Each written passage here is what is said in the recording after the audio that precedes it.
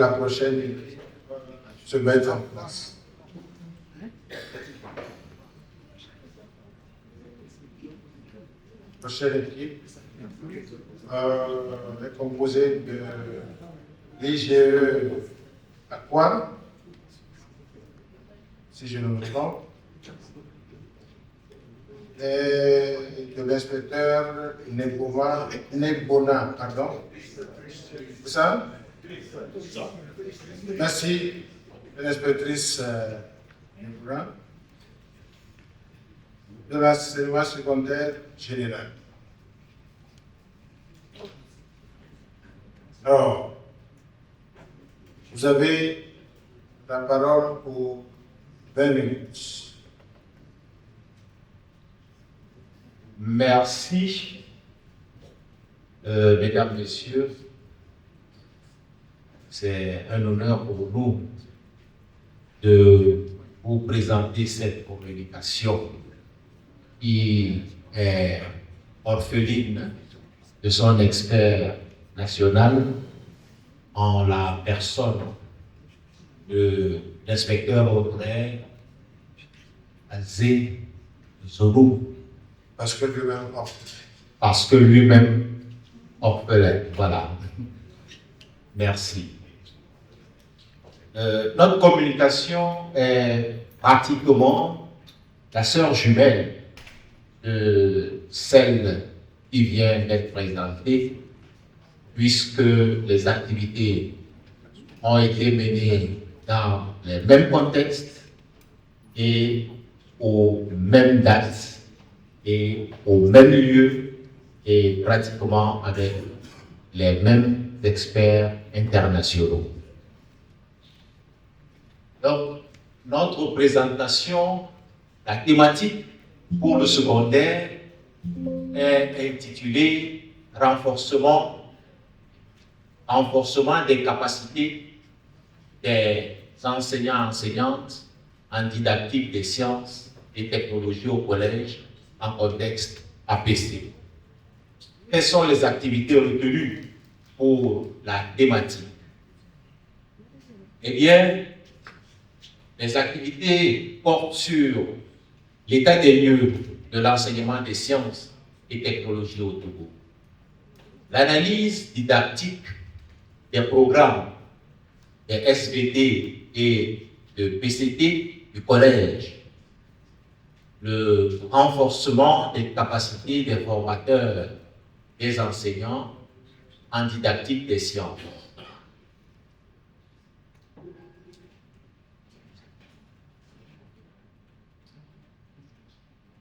Il y a aussi eu l'élaboration des fiches pédagogiques et des modules pour la formation des enseignants.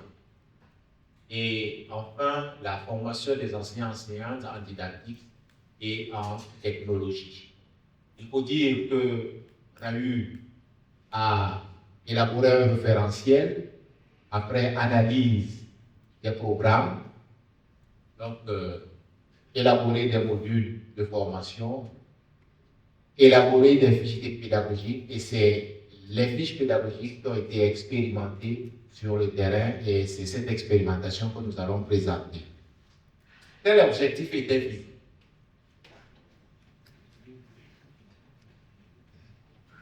Donc, on a, comme je le disais, on a fait l'état des lieux de l'enseignement, apprentissage des sciences et technologies. On a identifié les besoins en formation des enseignants-enseignantes. On a élaboré le référentiel de formation. On a élaboré des modules thématiques et proposé un dispositif de formation.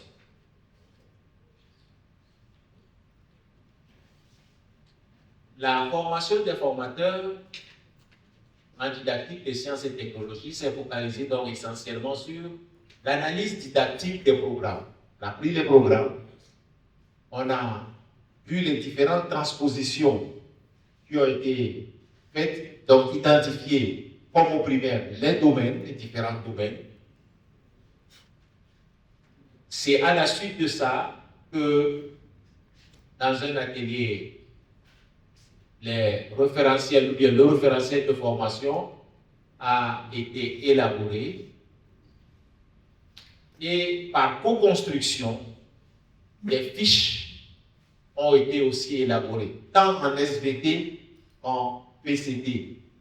Les domaines étant vastes, là, tout comme au primaire, il nous a été demandé d'opérer des choix et 3 domaines ont été retenus en physique: l'électricité, la technologie, et en SVT, madame, 2 domaines ont été retenus. Voilà. Avec quelle stratégie on a travaillé dans les ateliers? Eh bien, il y a eu le travail individuel, travail collaboratif en petits groupes, les exposés échanges, l'expérimentation sur le terrain et l'analyse des résultats d'expérimentation et la consolidation des fiches expérimentées et des modules élaborés. Qu'est-ce qu'on peut retenir de tout ça? Comme force, nous avons vraiment noté la disponibilité des matériels et des supports de cours et la possibilité d'utiliser des matériels de récupération en sciences. Le matériel de laboratoire, s'il manque, on peut faire ces substitutions. Mais les faiblesses, on a identifié 4. L'absence de manuels et de didactique adaptés. Les enseignants sont obligés de puiser un peu partout. Oui, il n'y a pas de mauvais documents, mais il faut alors qu'il ait la capacité de retrouver ce dont il a besoin dans le document qu'il dispose et de l'organiser selon les instructions officielles. L'exploitation inefficace des matériels et outils numériques.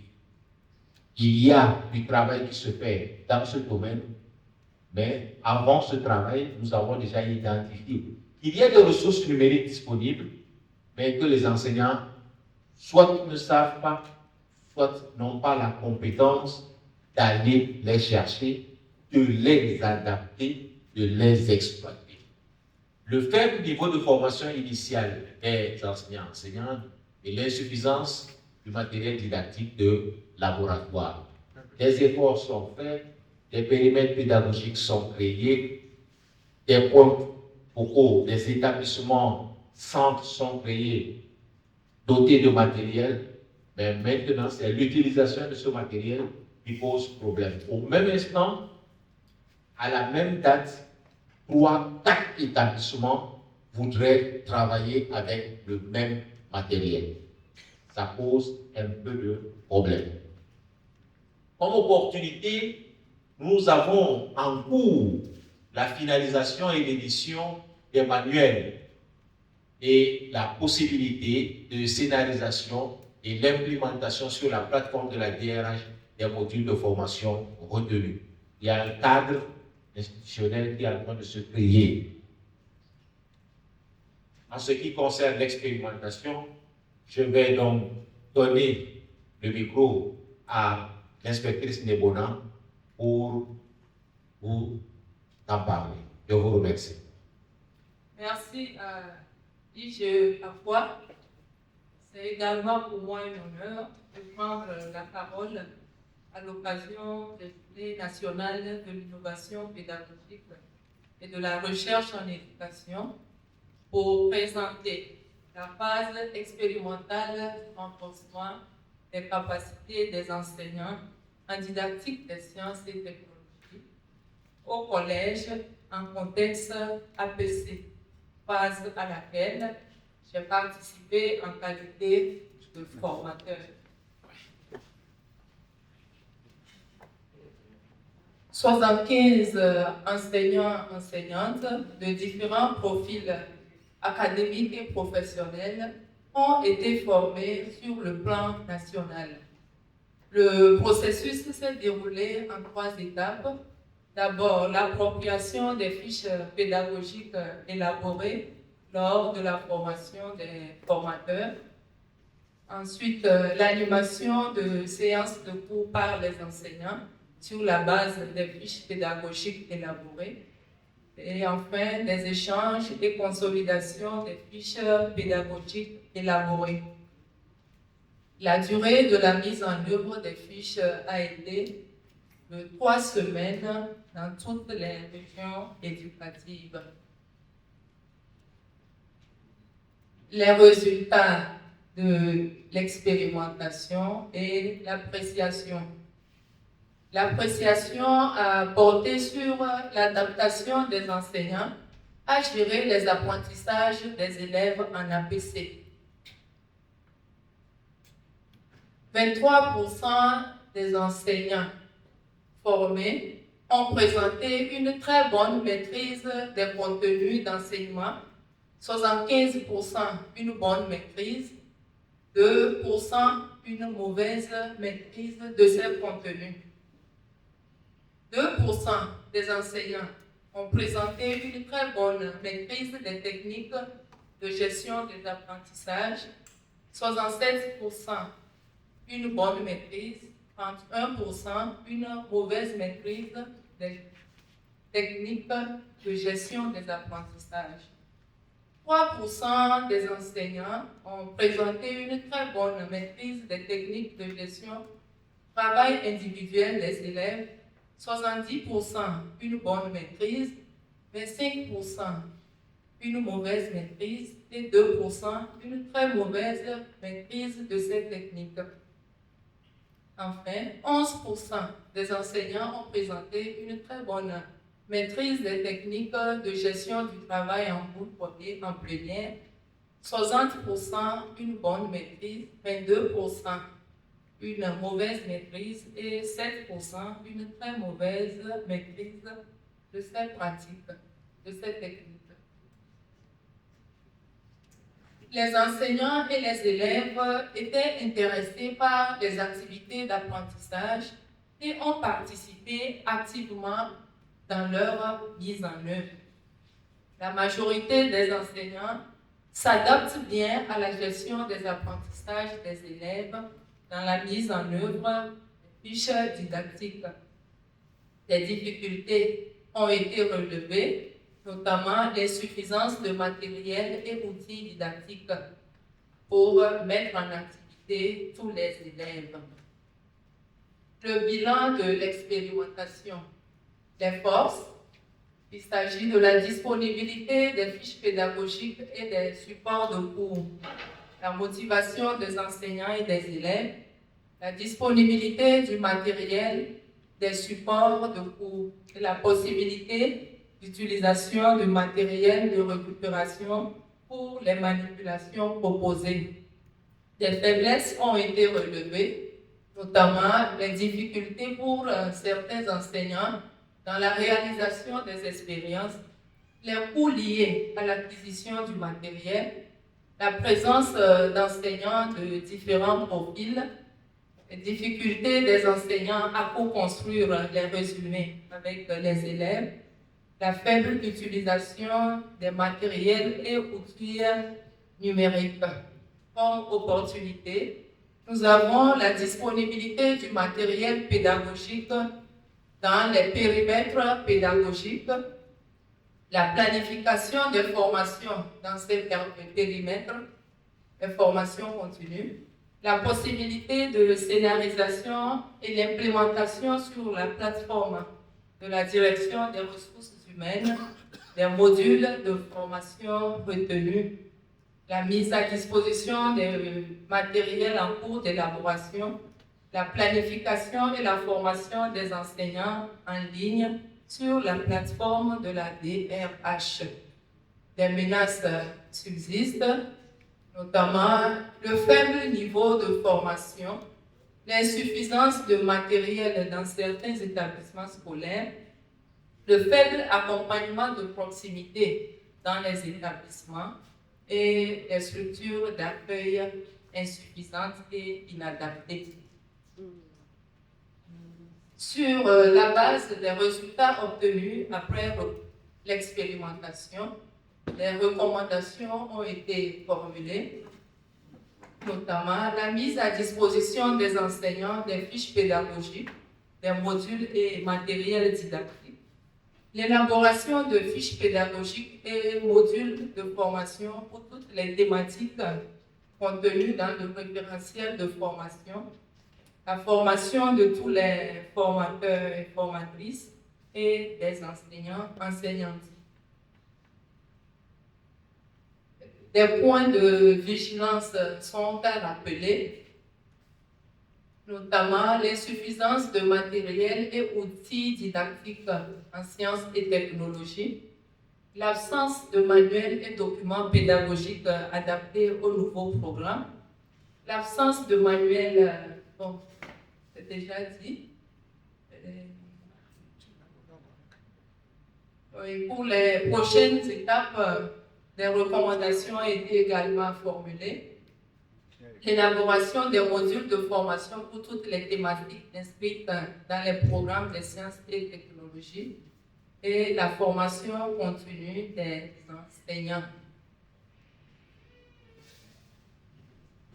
Bon, un mot de remerciement, nous tenons à exprimer nos remerciements aux autorités éducatives, aux partenaires techniques et financiers, au programme Apprendre, pour cette opportunité de partage et d'échange et pour leur engagement constant dans la promotion d'un enseignement scientifique de qualité. Merci de votre aimable attention. Merci.